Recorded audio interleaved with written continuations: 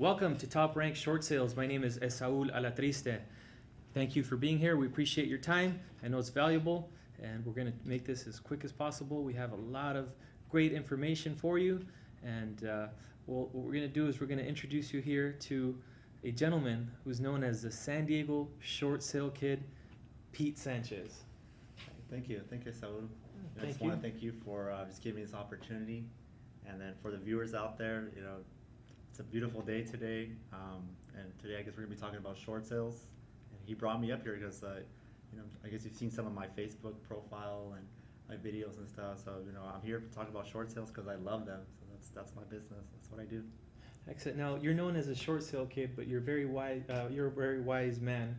Especially, we know you have a lot of your spiritual background. That's where kind of your values in business come from. Mm-hmm. Is your spiritual background. So you're a man when it comes to being mature and being a man of faith. Yes. We appreciate people like you in the world. Thank you. Okay. Thank you. So tell us a little bit about yourself and your background. Cool. Well, again, my name is Pete Sanchez. I'm 26 years old, and I was born in Calexico, California. It's about 2.5 hours southeast of here. It's by El Centro. And I went to school out there. It was great, but I felt like I was a small fish in a big pond, so to speak. I did what society tells us to do, which is, get good grades, go to school, go to college, get a good job, invest in your 401k, and I did all that. At a very young age, I think I was like 21, I had already accomplished all that, but I still felt this emptiness, like that's it. Like I got here, I'm in a cubicle because I studied software engineering, and I was like, okay, so I'm here now. What do I do? Like, what's my purpose in here? What am I doing here? Is this is what God created me to be? Is just somebody who's going to work at a cubicle all day and not really impact the world? Right. So that's a little bit about my background and kind of where I started. So. Okay, excellent. So it looks like you were in a cubicle. Also looks like you're a student of Robert Kiyosaki, and I do believe that's where we first met, at a Robert Kiyosaki cash flow quadrant game up in Del Mar. Jeez, it's like what, 3 years ago? That's true. That's true. Time flies. Jeez. So tell us how you got involved in real estate. Cool. Well, it's kind of funny that you mentioned Robert Kiyosaki, because when I was working as an engineer, this guy next to me, I really hated the guy. Like, he was very arrogant. He was talking about life in different terms. Like, he was talking about business and cash flow, Right. and leaving your job. And then this just didn't make sense to me. I was like, what do you mean leave your job? How are you going to pay your bills? And he was talking about how formal education doesn't really, it gets you to a certain point, but it doesn't really allow you to really experience life and your goals and dreams. And so I really hated the guy because he was just very contradictory to what I've been taught. Okay. And it wasn't until he gave me the book Rich Dad Poor Dad that I read it, and it just altered my life. I mean, it was a complete 180. I got so excited. I was like, this is what I need to do. I need to be an entrepreneur. I need to build my own business so that I could set my own schedule, help my family, bless my church, and just glorify God for everything that He's given me. Excellent. So that obviously you have the foundation comes from your spiritual, who you are as a person, but as business-wise, how was it that you got into real estate as far as like the investing side of it? Was it through the actual Robert Kiyosaki, or did this gentleman actually teach you, get you in the real estate business? How was it? In the book, I mean, pretty much it's all about real estate. They mention real estate a lot, so I kind of knew that was a path that I should take if I wanted to get out of the rat race, how Robert Kiyosaki says. So I wanted to be my own boss. Okay. And I've seen all these other opportunities, network marketing, selling all these juice products and all that, and I was like, you know what, I want something more tangible, Mhm. something that I know that if I work hard enough, it's a discipline that I can learn it. And real estate, I mean, everybody knows somebody who's made money in real estate. Of course. So that's how I got into it. I got introduced to a company called Nouveau Riche, which is back then, but now it's called Renatus. Okay. Basically what Renatus is, it's the first and only real estate investing college in the world. So I went to this program for 2 years. You don't get your degree, so to speak. They say that they have an MBA program, but Right. they call it a MBA, meaning massive bank account. So that's the whole intention is to that's the whole intention is to create entrepreneurs and real estate investors. So I went to school. I took the knowledge, and then one thing that I did that a lot of people, just in life too, is they don't apply that knowledge. Right. So I understood this really quick, that if I don't apply what I've learned, then it's useless. That's right. So I made it happen. I bought properties, apartment complex, at a very young age, and I did pretty well for myself. So that's how I started. Is I joined a community of real estate investors to help me out. Excellent. So you build your business on cash flow through the rental properties that you were they rental properties or Yes, were they just were all flips? they were all rental properties. Oh, excellent. And the main reason is that is because something that they teach, that Robert Kiyosaki taught and Renatus teaches, is the end game is to build assets that produce cash flow, so that you can Okay. walk away from your job and really pursue life and just live on your terms, and just go out there and make an impact on this world. If you get the money part out of the equation, then I feel like you can live a lot more freer and not have to worry about bills and Right. people getting divorced, and just all these things that revolve around money, because it's such a huge hard test for many people, and where you really understand money and its power, and you look at it as a tool but not really something that you fall in love with. That's Right. when you can really experience life and abundance. Excellent. And how has that been? I know a lot in the past 3 years. I know a lot of. I'm not sure if you owned properties before the market crashed, or did you just start buying it when the market crashed? I bought these before the market crashed. Okay. So when I started investing, I got a little too way ahead of what I should have been doing. Okay. And because I got really excited, I'm like, I'm studying all this, I want to apply it. Right. But I was just being a speculator, like most people were, and I got into these properties wrong, and just like everyone else, I had to let go of these properties. So I got to really experience what it feels like to go through the foreclosure process. Now they didn't go through the foreclosure because the way that I bought them, it was a very unique way, and I used it a hard money lender, so they just pretty much took their assets back. So it didn't really go on my credit. Okay. Excellent. So I got into a bad situation, but it really was a blessing in disguise, because it really showed me how selfish I was, how self-centered I was, and how I was chasing the wrong thing. I was chasing how many houses can I buy for myself. It's all about me. It's all about my life, my dream, my goals, and it's something that really revealed to me. It's like, this is not your life. This was given to you by God. He gave you the specific talents to glorify Him and to build His kingdom. So that's when my business shifted to, okay, now how can I build my business to glorify God and to build His kingdom? And it's just, my business has just skyrocketed, because he can finally trust me that I'm a good steward of his finances now, and I'm not going to blow it on cars and houses and all that, because all that stuff is meaningless. I mean, we can't take it with us. Right. That's true. Yeah, it's like Money Mayweather says the only thing you want to take with yourself is a custom suit, pretty much. That's right. I thought that was kind of funny, because it's very important that you give back, because we're not going to take all these material possessions with us. And I've noticed you're very actively involved with your spiritual self. What is it you do with you help kids out? You have some kind of Yes, I'm involved. I go to the Rock Church here Okay. in Point Loma, and I'm involved in different ministries, orphanage ministries, Tijuana house building ministries. I'm currently involved in a one-year program called Impact 195. Okay. And the whole intention is to equip you with the Bible.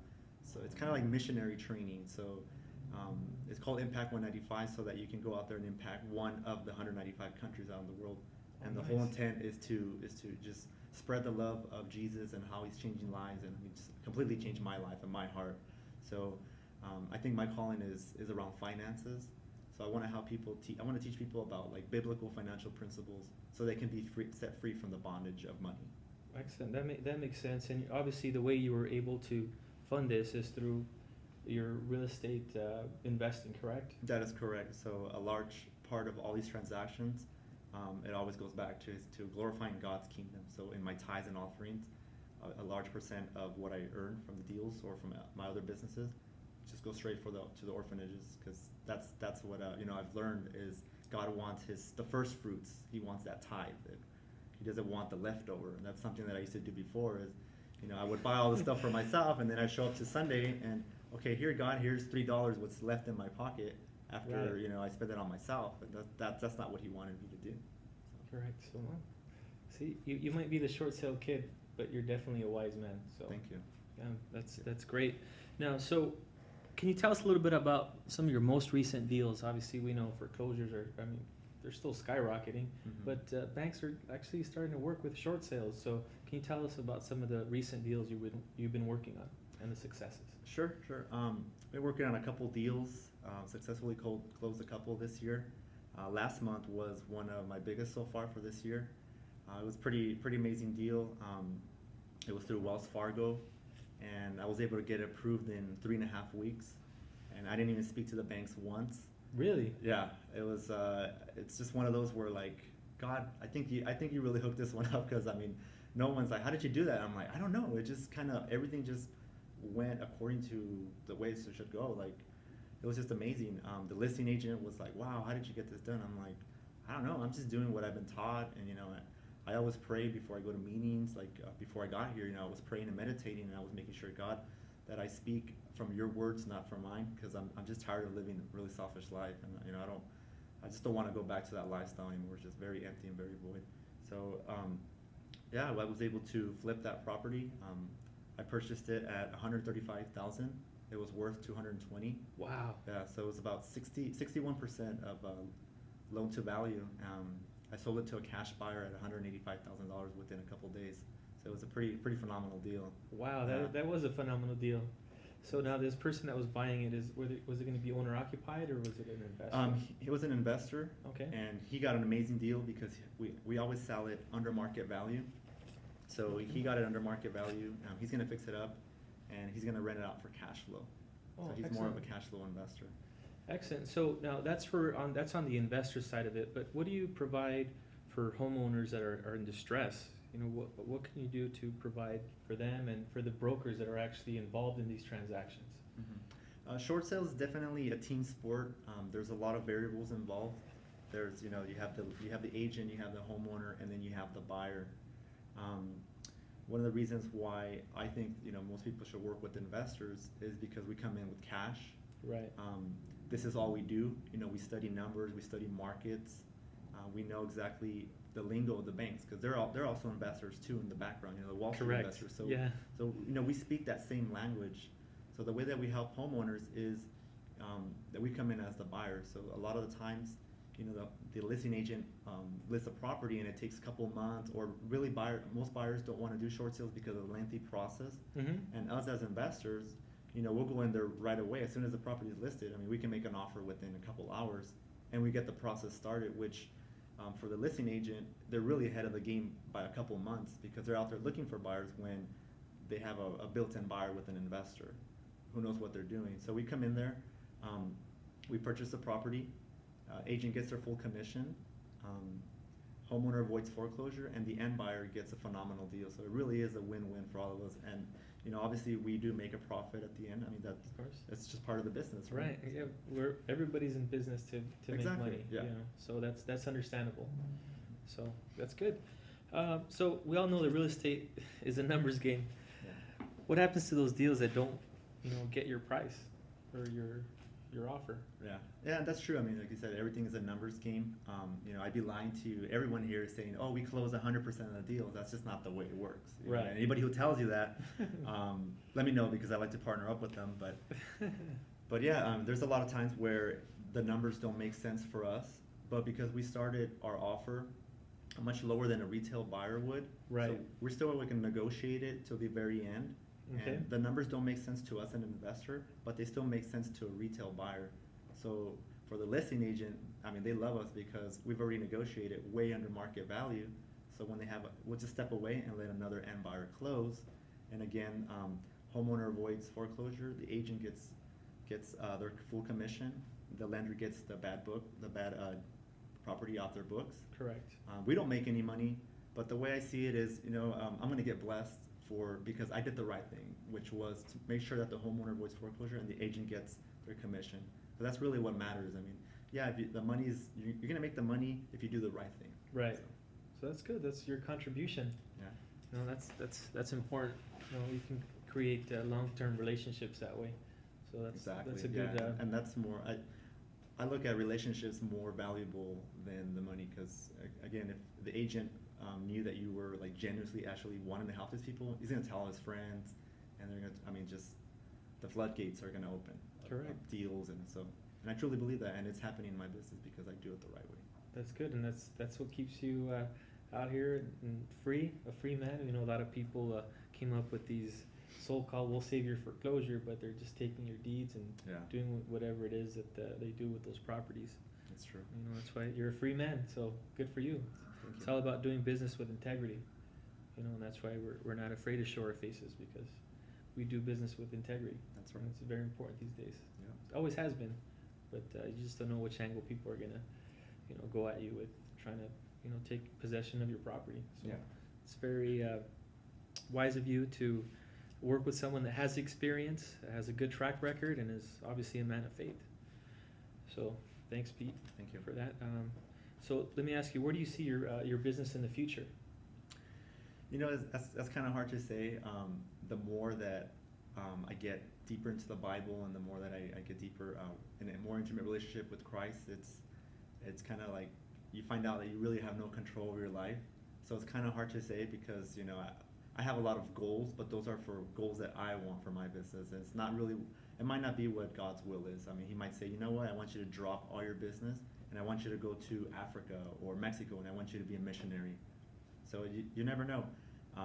And I know that I'm preparing myself for that. I know it's really scary, because you know, most of us are pretty self-centered, and, you know, that's Right. something that we all have to struggle with. It's something that we grow, and it's really hard to, you know, if you build a successful business and then all of a sudden, okay, now you gotta let it go and go pursue Jesus and go make disciples. It's pretty scary, you know, because it's Yeah. like, wow, you know, I worked all hard for this, and now, like, but you gotta be obedient. So, Very submissive. very submissive, yeah. Yeah, that makes sense. A lot of celebrities have done that. I mean, we got several of them that have done that, and you know what? They're better off. You know, they don't Mhm. live the lifestyle of the drugs, or, you know, the fast women and the fast Exactly, cars. yeah. So they're in a better direction, and obviously they're investing in their spiritual future, which is very important, because Mhm. at the end of the day, that's what we're gonna have left. Yeah, and, Yeah. but I mean, as for like worldly goals here, Mhm. I want to retire my parents in the next 2 to 3 years. That is what really drives me. I remember when I used to live with my parents, you know, back in the day, I would go out with my friends and then come home late, like on a Thursday or Friday, Mm-hmm. and I'd come home like at 4 or 5, and then I'd hear my dad going to work, and then I would just lay there and I would just start crying. I would really start crying, and because I'm not in the position to be like, Dad, you know, you don't have to work, you don't have to go to work today. Go ride your Harley, or go do whatever you want. Right. And it really broke my heart. And I said, you know what, this business is about my family, about God. So I want to free my parents from a job that, you know, I don't know if they really like, but, you know, from what I've heard, I think most people would rather be doing their own thing and their own Of course. passions Yeah, than they're- really, you know, yeah. being a slave to money. So that's what really drives me. That's what my number one goal is, to retire my parents. So, That's a big goal, and that's part of being a great son. So, thank you. you know, your parents should be proud of a good son they have, and I hope they are. Yes. Excellent. So, any last comments or words of wisdoms you want to share with us here at Top Rank Short Sales? Yeah, definitely. I guess like the best thing I could say is, you know, just seek God first, seek His kingdom and His righteousness. You know, everything else will just be laid out to you. That's the best thing I could really say. I mean, you know, I'm chasing the money and the worldly things, and you know, that's okay, you know, but it really doesn't fulfill that void. It doesn't fulfill that thirst. And you know, I've been there, so just be careful with that, especially since all of us, you know, business is about money. So, you know, just don't let it control you. You know, just make sure that you use it as a tool and use it to bless others. You know, just don't build your own kingdom, but build something bigger than beyond yourself. Make this business be bigger than just your life. You know, go out there and live an extraordinary life, and just choose not to be mediocre. Excellent. Thank you for that. Now, you came in with such positive energy. Just before, you know, we just walked in, I was like, wow, not only is his shirt glowing, but so is he as a person. So what was your biggest win, or your biggest like aha moment you had today? The biggest aha moment was we went over a teaching on emotional maturity, and it just, I mean, all the books that I've read and seminars and just all this money that I've invested into my self-help, all of it was just really revealed today about how much we need to invest in our emotions and learning how to control our emotions, because we do have a choice. That's something that God did give us. He gave us a choice to choose our attitude. Correct. And that's why, you know, it really set me free, because I'm like, okay, if I get to choose my attitude, then it doesn't matter what the circumstances are. Right. Because I have that joy and I could choose what my attitude will be in that circumstance. So it was just really freeing. And that's why you saw me walking in just like, you know, glowing, because I was like, wow, this is amazing. Like, I got to share this with everybody. It's just, because it's such a freeing experience, because you see it every day, and you see people are in bondage by, you know, if they're having a good day, it's because of the good circumstances, but if they're having bad circumstances, then that's a bad day. And we live in this roller coaster life. Right. You know, I want to live in a life where it's just constant, you know, it's just constant going up, and it's just positive life. So that's why I came in all like excited and Well, hey, you know what? You fulfilled the goal. You shared it with the world, and you know, we're glad that we captured that, because you know it's radiant, and that's very important. So now we know we let's touch on that subject. We're not gonna let that thing.